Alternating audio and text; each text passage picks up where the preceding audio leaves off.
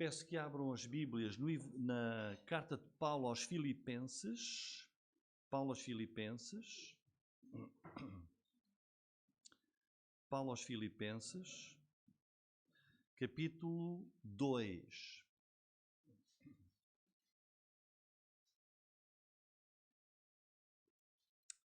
Página 1278. 1278. Paulo aos Filipenses, capítulo 2, a partir do versículo 12. Esta carta de Paulo aos Filipenses bem pode ser designada como a alegria na vida cristã. E hoje o tema é características da vida cristã. Características da vida cristã. Nós estamos a prosseguir o estudo, capítulo a capítulo, versículo a versículo, da carta de Paulo aos Filipenses. Uma igreja que foi fundada pelo próprio apóstolo na cidade de Filipos. É a primeira igreja de que conhecemos pelo relato de Atos da Europa. E esta carta aos Filipenses é um livro que nos ensina a viver com ânimo, com esperança, com alegria, apesar das circunstâncias que nos cercam. E é realmente uma carta apropriada para o tempo em que vivemos no fim da pandemia do Covid, que nós esperamos que assim seja, e agora no meio de um cenário de guerra e de crise a nível mundial. Portanto, esta carta de alegria na vida cristã, apesar das circunstâncias, é muito importante. Alegria não interessando aquilo que possa estar a acontecer individualmente nas nossas vidas. E, na verdade, estas palavras, alegria, gozo, regozijo, são muito relevantes nesta carta de Paulo, mais do que em qualquer outro livro que ele escreveu, porque Paulo, nestes apenas 4 capítulos de Filipenses, usa o tema da alegria, estas palavras, cerca de 18 vezes. No capítulo 1, que já vimos, nós podemos aprender como Deus pode usar circunstâncias negativas para trazer resultados positivos. E Paulo explica isso mesmo com a sua própria situação. Nós estamos a estudar no livro de Atos, Paulo a ir para Roma, preso. E esta carta é uma carta escrita por Paulo já em Roma e já na prisão. Ele não estava num hotel de 5 estrelas, não estava assim num ambiente bom, ele estava numa prisão romana, e daí a carta aos Filipenses ganha mais relevo porque ele, nas condições adversas em que estava, pairando sobre ele até o cenário da morte, que depois se concretizou, ele escreve com alegria. E vejam que, como Deus pode usar situações negativas, transformando-as em resultados positivos, ele escreve isso. No capítulo 1, versículo 12, ele escreve assim: Eu quero, irmãos, que saibais que as coisas que me aconteceram, vejam, ele está a falar da vida dele, as coisas que me aconteceram, contribuíram para maior proveito do Evangelho. Ou seja, uma situação negativa em que eu estou, está Paulo a dizer, olha, resultou em algo muito melhor, muito mais proveitoso para o Evangelho. De maneira que as minhas prisões, ele está a falar da sua prisão, em Cristo, foram manifestas por toda a guarda pretoriana, por todos os demais lugares, e muitos dos irmãos no Senhor, tomando ânimo, ou seja, eu estou preso, mas os irmãos não se puseram a chorar. Ai, que o Paulo está preso, e agora o que é que vai ser de nós? O que é que ele diz? Não, pelo contrário, tomaram ânimo com as minhas prisões, ousam falar a palavra mais confiadamente sem temor. Portanto, aqui podemos ver como Deus usa circunstâncias negativas, adversas, e as torna em, em situações boas e de maior proveito, especialmente para a sua obra. Vemos aqui a ambição de Paulo pelo Evangelho de Jesus.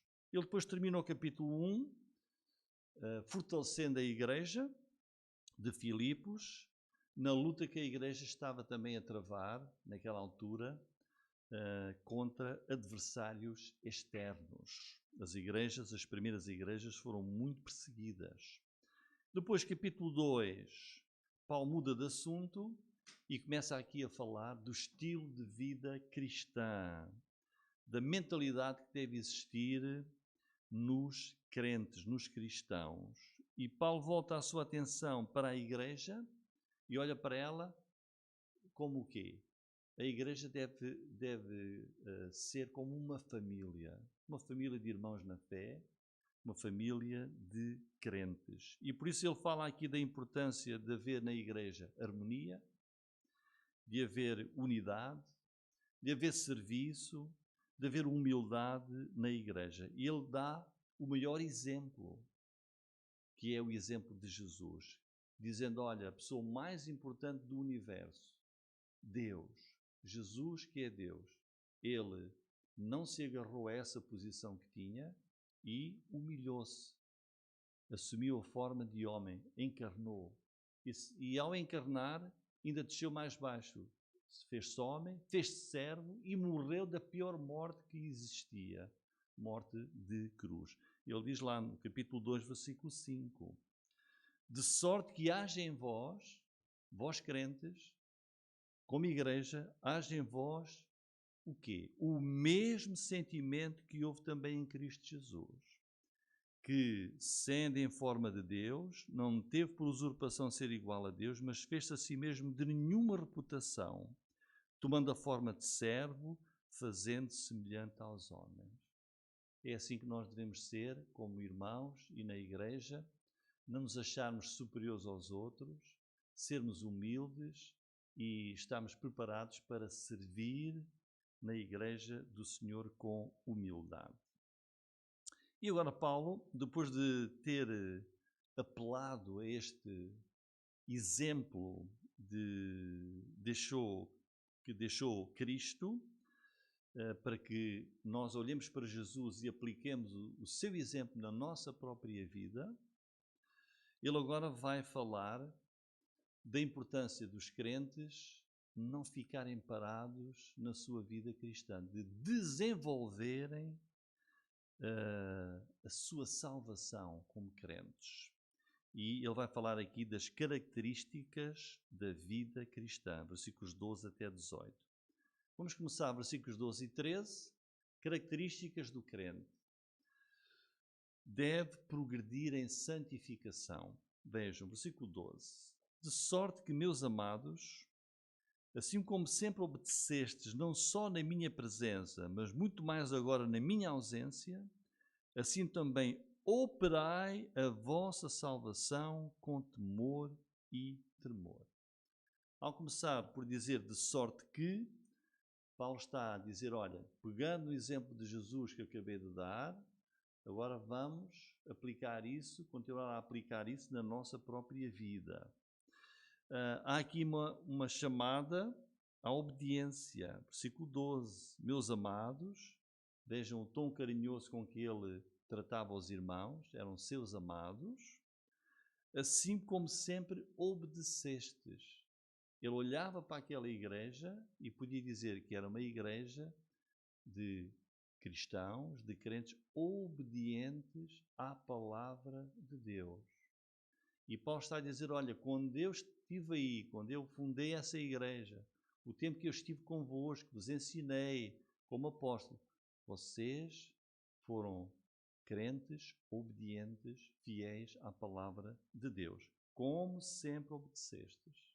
Essa é uma característica importante da nossa vida cristã, que se possa dizer também de nós, como sempre, tu, ó Rui, tu, ó, podemos pôr o nome de cada um de nós, sempre obedeces à palavra de Deus. Portanto, os crentes são chamados a obedecerem aos ensinos bíblicos, a obedecerem aos ensinos apostólicos, que estão aqui na Palavra de Deus, a obedecerem à mensagem do Evangelho de Jesus Cristo. Vejam, Paulo diz que eles foram sempre uma igreja fiel, uma igreja obediente. E agora, Paulo está longe, não está em Filipos, está em Roma, está preso. Pouco mais pode fazer por eles do que orar por eles ou escrever. E diz, olha, continuem com esse testemunho, com essa boa característica da vida cristã, que é ser obediente. Ser obediente. Mesmo que o apóstolo Paulo não esteja lá, mesmo que não esteja lá aquele servo de Deus, fundador de muitas igrejas, às vezes até no emprego, se o patrão está fora, como é que se diz? Patrão fora, dia santo na loja. E então, ou está o chefe à vista, deixa lá, o chefe está a olhar para mim, deixa-me eu trabalhar assim. O crente trabalha no seu emprego com o mesmo zelo e dedicação, quer esteja o chefe ou não. O crente, quer esteja o seu pastor ou algum líder presente ou não, continua fiel, porque é fiel ao Senhor. E Deus vê e sabe todas as coisas. Depois ele prossegue, versículo 12, dizendo, operai, no fim do versículo, operai a vossa salvação. O que é que isto quer dizer? Operar a salvação. Nós não podemos acrescentar nada à salvação, porque a salvação é do Senhor. No entanto, aqui, o que Paulo quer dizer é, desenvolvam a vossa fé. Os crentes foram salvos pela sua fé em Jesus e não podem estagnar, ficar parados.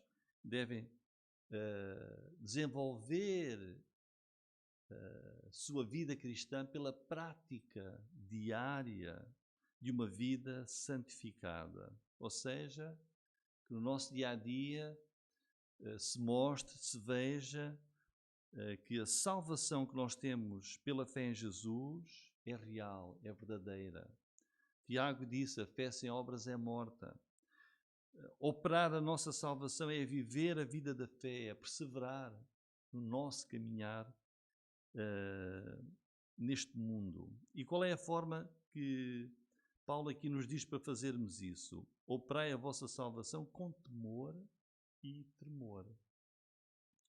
A ideia dele é que o crente tem que ter sempre uma atitude de vigilância para sermos humildes, cuidadosos para não cairmos nas armadilhas do diabo, com temor e tremor, ou seja, vigiarmos por causa das tentações do mundo, para vivermos com temor ao Senhor, com respeito para com o nosso Deus, dependendo do nosso Deus.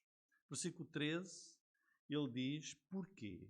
Porque Deus é o que opera em vós, tanto o querer como o efetuar, segundo a sua boa vontade. Isto quer dizer que nós, na nossa caminhada cristã, não estamos sós. Às vezes pode parecer que sim, olha, eu sou crente, mas no lugar onde eu vivo sou apenas eu, não há lá mais nenhum irmão, nenhuma irmã. Sinto-me sozinho, sinto-me sozinha. Não. A palavra de Deus diz-nos que nós não estamos sós, não estamos entregues a nós mesmos. Este versículo aqui, o versículo 13, não está a dizer que Deus é que faz tudo. Diz, Deus é o que opera em vós, tanto o querer como o efetuar. Ou seja, Deus faz tudo e nada tem que fazer. Há aqui uma conjugação, ou seja, há aqui uma promessa de ajuda de Deus, de auxílio de Deus para o nosso dia-a-dia. Quer dizer, tudo o que é bom vem de Deus. Tudo o que é, como Tiago 1,17 diz, toda a boa dádiva, todo o dom perfeito, tudo aquilo que é de boa realização na vida, a boa vontade, tudo isso vem de Deus. E nós temos a nossa parte, que é pôr-nos em prática no nosso dia, operarmos a nossa salvação, para praticarmos no nosso dia-a-dia aquilo que é da vontade do nosso Deus. Quer dizer, não estamos sós,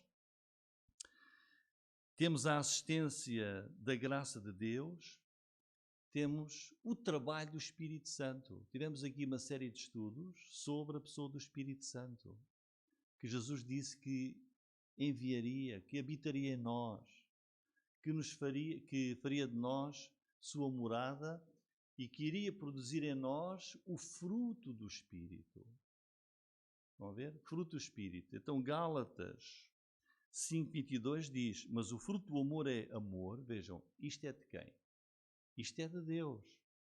Estão a ver quando aqui diz, Deus é o que opera em vós. Pelo Espírito de Deus, então, fruto do Espírito, amor, gozo, paz, longanimidade, benignidade, bondade, fé, mansidão, temperança. Deus faz com que tudo isto seja real em nós. Mas nós temos que fazer a nossa parte. Deus tem isto disponível para nós. Por exemplo, Paulo escreve em 2 Coríntios 3:18, vejam o que ele diz. Mas todos nós, como crentes, com o rosto descoberto, olhem, refletindo como um espelho a glória do Senhor. Este é o testemunho do crente. Reflete no mundo a glória de Deus pela prática da sua vida cristã. Como ele disse, operai a vossa salvação. Mostrem as características da vida cristã. E ele prossegue lá no versículo de 2 Coríntios 3:18. Somos transformados de glória em glória na mesma imagem, como pelo Espírito do Senhor. Portanto, além desta operação de Deus, Deus é o que trabalha em nós, que nos transforma, cabe também a nossa responsabilidade, a nossa participação. E aqui trago um exemplo. Aos Efésios, no capítulo 6, Paulo fala de uma batalha espiritual que nós travamos diariamente. Se calhar a guerra mais antiga é capaz de ser esta, não acham? Esta é a guerra mais antiga que nós temos contra o diabo. É uma batalha que ainda não terminou, só vai terminar, como nós vimos pelo estudo do livro do Apocalipse, quando o Senhor Jesus vier. Então nós temos essa batalha, uma batalha que nós travamos diariamente. Qual é a parte de Deus nessa batalha que nós travamos, que é a batalha espiritual? A parte de Deus é que Ele preparou já aquilo que nós precisamos para vencermos, para resistirmos. O que é que Deus preparou? Segundo Efésios 6. Preparou-nos uma armadura, lembram-se? Uma armadura. Então Deus faz a sua parte, preparou aquilo que nos protege para nós termos a vitória. Qual é a nossa parte, a nossa responsabilidade? É vestir essa armadura. Diz, olha, está aqui a armadura. Agora a tua parte é aceitá-la. E veja o que é que diz Efésios 6, versículo 11. Revesti-vos de toda a armadura de Deus. Ou no versículo 13. Portanto, tomai toda a armadura de Deus para que possais resistir no dia mau. Portanto, irmãos, Paulo está aqui a dizer àquela igreja, olha, operai a vossa salvação, que a vossa vida mostre ao mundo essas características do cristão. Deus é o que opera em vós. A vossa responsabilidade é aceitar e obedecer, como ele diz aqui, ser sempre obedientes. Depois ele prossegue para o versículo 14, neste progresso de santificação, e diz, fazei todas as coisas sem murmurações nem contendas. Ele agora está aqui a falar de algo muito importante na igreja, que é a paz. Paz e harmonia na igreja. Nenhuma igreja é perfeita. E nem esta igreja dos Filipenses era. Apesar de Paulo estar aqui a elogiá-los, a dizer, sei que vocês sempre obedeceram quando eu estava aí, vocês vão continuar a obedecer. Mas ele aqui fala de alguns problemas, que depois mais à frente iremos ver, que ele sabia que também existiam na igreja. E aqui ele fala de murmurações e contendas. Fazei todas as coisas na vida cristã, na vida da igreja, sem murmurações nem contendas. O que é que isto quer dizer? Murmurações. Murmurações são queixumes. Murmurações são sussurros de descontentamento, de falta de prazer nas coisas que são boas da parte de Deus. Contendas são litígios. E Paulo está aqui a trazer à memória daqueles crentes, trazer à memória deles, dois pecados que existiram e que foram uma grande pedra de tropeço no povo de Israel, quando Deus os tirou do Egito e os levava a caminho da terra prometida. Em que por muitas vezes o povo, em vez de mostrar contentamento, lembram-se, havia murmurações, havia queixumes contra Deus, contra Moisés, e havia contendas. E Deus castigou-os diversas vezes por causa disso. Foram dois pecados que mancharam o povo judeu na sua travessia do deserto a caminho do Egito para Canaã, a terra prometida. Por exemplo, em Êxodo, capítulo 16, versículos 2, diz assim: E toda a congregação dos filhos de Israel murmurou contra Moisés e contra Arão no deserto. E depois no versículo 7, depois o versículo 7 já nos mostra que como Deus não se agradou disso, e Moisés diz: Amanhã vereis a glória do Senhor, porquanto ouvi as vossas murmurações contra o Senhor. E Números 11, 1. E aconteceu que queixou-se o povo falando o que era mal aos ouvidos do Senhor. E ouvindo o Senhor, a sua ira se acendeu, fogo do Senhor ardeu entre eles e consumiu os que estavam na última parte do arraial. Então Paulo aqui ao dizer à igreja: olha, façam todas as coisas sem murmurações, sem contendas, porque isso foi uma pedra de tropeço para Israel, a caminho da terra prometida. Não aconteça isso aí na igreja. Então, murmuração é uma atitude azeda contra a vontade de Deus. Que isso não haja em nós, irmãos. Versículo 15, Paulo continua a falar das características da vida cristã, fala aqui de coisas, diz ele, que devem existir, outras que não devem existir. Agora, versículo 15. Para que sejais irrepreensíveis, sinceros, filhos de Deus inculpáveis no meio de uma geração corrompida e perversa, entre a qual resplandeceis como astros no mundo. Agora Paulo diz, olhem, sejam irrepreensíveis no mundo. É difícil. Nós somos crentes, amamos a Deus e amamos os caminhos do Evangelho. Agora, não há ninguém perfeito. Todos nós erramos e caímos aqui e ali. Mas a vontade de Deus é esta. E o apelo de Paulo é este aqui. E é um grande apelo que Paulo nos faz aqui. Faz àquela igreja e faz a nós hoje. Não vivermos na prática de qualquer vício. Qualquer vício que nos aprisione, que não seja da vontade de Deus. Nem ter qualquer atitude que cause escândalo ou censura das nossas ações.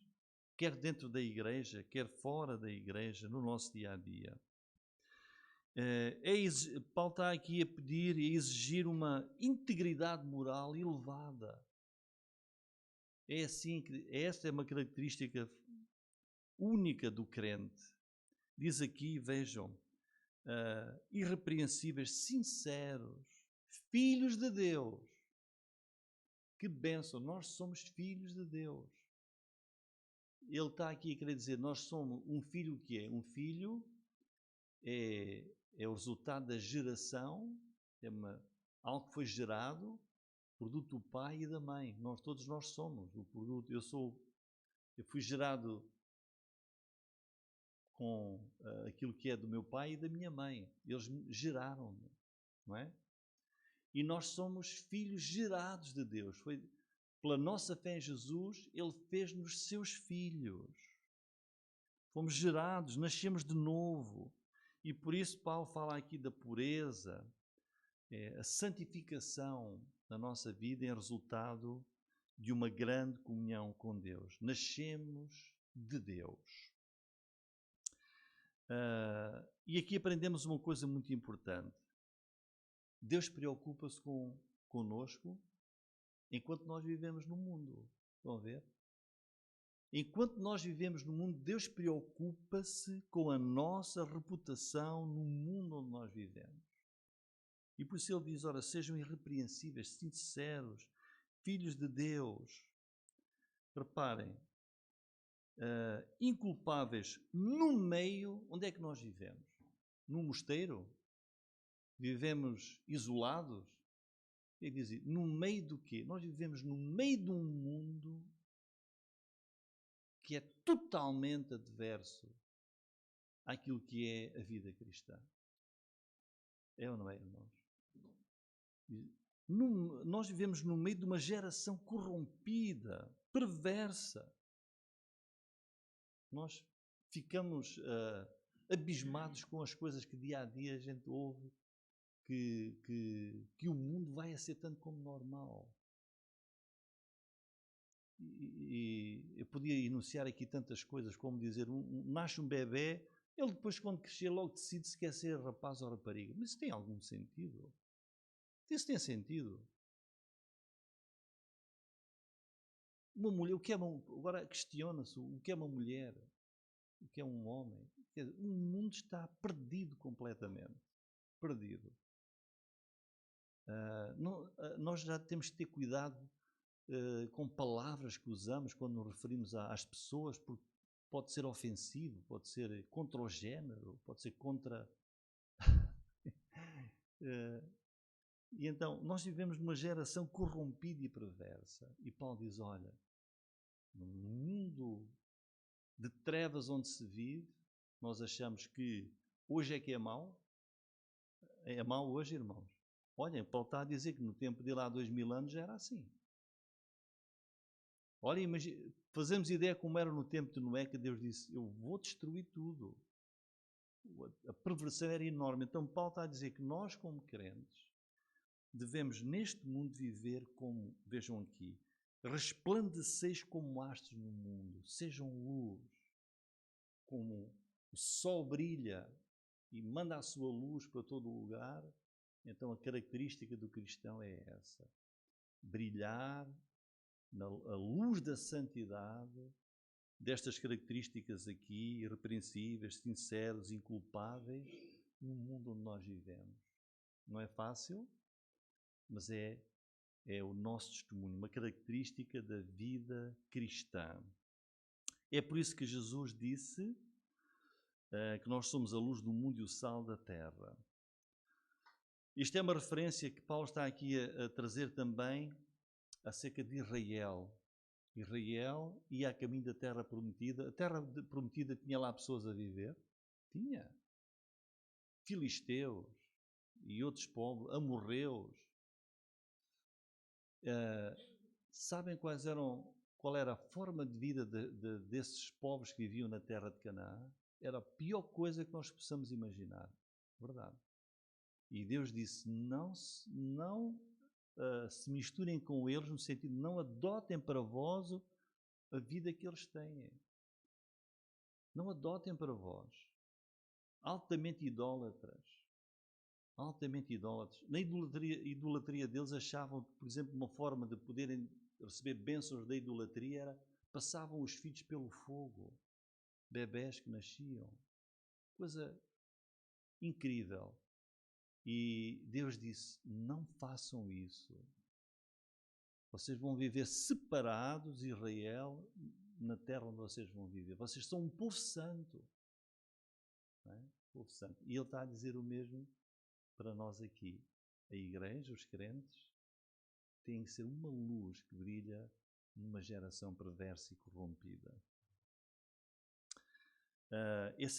Por isso aqui ele está, agora continua no versículo 16, a falar do progresso da vida cristã. E ele diz, como é que isso se faz? Como é que nós conseguimos fazer isto? Retendo a palavra da vida para que no dia de Cristo possa gloriar de não ter corrido em vão, nem trabalhado em vão. Agora há aqui um apelo à perseverança na palavra de Deus, as Escrituras. Ou seja, Paulo diz, segura com firmeza a palavra de Deus, lê a palavra de Deus, guarda no teu coração, vive, pratica a mensagem das Escrituras. Fixa a tua atenção na palavra de Deus. Ela é aqui chamada de quê? Palavra da vida. Porquê? Porque a palavra de Deus dá vida ao pecador. A mensagem do Evangelho da Salvação dá vida àquele que crê na mensagem, se arrepende e aceita Jesus como seu Salvador na sua vida. Palavra da vida. A fé vem por ouvir a palavra de Deus, a fim de crer em Cristo como Salvador. Portanto, o progresso da nossa salvação, como ele diz ali, operai a vossa salvação, a nossa vida cristã, da nossa santificação como crentes, depende de permanecermos, diz aqui, retendo com fidelidade, guardando a palavra da vida, a palavra de Deus. Agora há aqui uma referência interessante, para que no dia de Cristo, que dia é este? É o dia da segunda vinda de Jesus Cristo. Essa é a esperança do cristão. Jesus virá outra vez.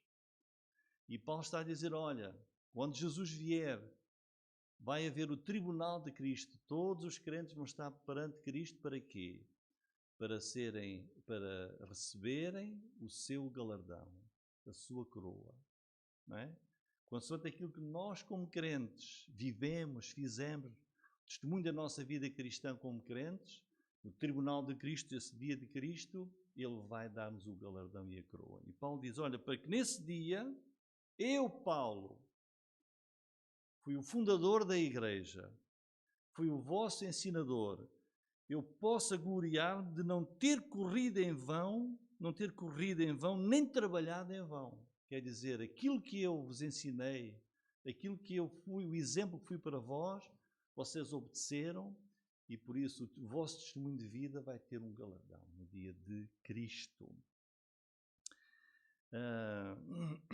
Ou seja, Paulo está aqui a dizer, olha, que nesse dia não seja envergonhado, dizer, Paulo, tu ensinaste, mas olha que eles não fizeram nada disso. Tu poste o exemplo, mas os crentes não obedeceram. Ele diz aqui, para que no dia de Cristo possa gloriar de não ter corrido nem trabalhado em vão. Características da vida cristã, que Paulo aqui indica. E depois, versículos 17 e 18, ele dá o seu próprio exemplo. Onde diz, ainda que seja oferecido por libação sobre o sacrifício e serviço da vossa fé, folgue e me regozijo com todos vós. Vejam as palavras de alegria outra vez. E outra vez, versículo 18, e vós também regozijai-vos e alegrai-vos comigo por isto mesmo. Um homem preso, na expectativa da morte, escreve sobre a alegria. Pede, eu quero alegrar-me e que vocês se alegrem comigo. Paulo volta aqui a falar do tema da sua prisão, o seu martírio. Sabe que a ameaça da morte paira sobre ele. E ele está aqui a dizer, olha, eu estou aqui preso por causa da fé, por ser uma testemunha do Evangelho, por causa da minha fidelidade a Jesus. Estou aqui preso por causa da minha fé e porque vocês são também são um testemunho do meu ministério, da mensagem que eu levei a muitos lugares e também a Filipos, mas eu estou orgulhoso em vós. É o que ele diz aqui, versículos 17 e 18. Eu estou orgulhoso em vós. Estou alegre, folgo e me regozijo com todos vós. Ele sabe que aqueles crentes estão a prosseguir na caminhada da fé, da vida cristã. E não apenas Paulo está alegre, como ele faz um pedido, aí no versículo 18 à igreja, qual é o pedido? Alegrem-se comigo também. Alegrem-se também comigo. E assim concluímos, irmãos, características da vida cristã. Paulo aqui transmita àquela igreja, que nós possamos ser assim também na nossa vida cristã, amor entre nós, união, unidade, afetos, alegria, humildade, considerar os outros superiores a nós mesmos. Versículo 5, haja em vós o mesmo sentimento que houve em Cristo. O maior de todos foi o mais humilde, serve e morreu da pior morte. Mas porque venceu, diz depois o versículo 9, por isso também Deus o exaltou. Quando nós vivemos assim, na nossa caminhada cristã, também seremos, como Jesus, exaltados na glória celestial. Progredir na vida cristã, crescer em santidade. Amém.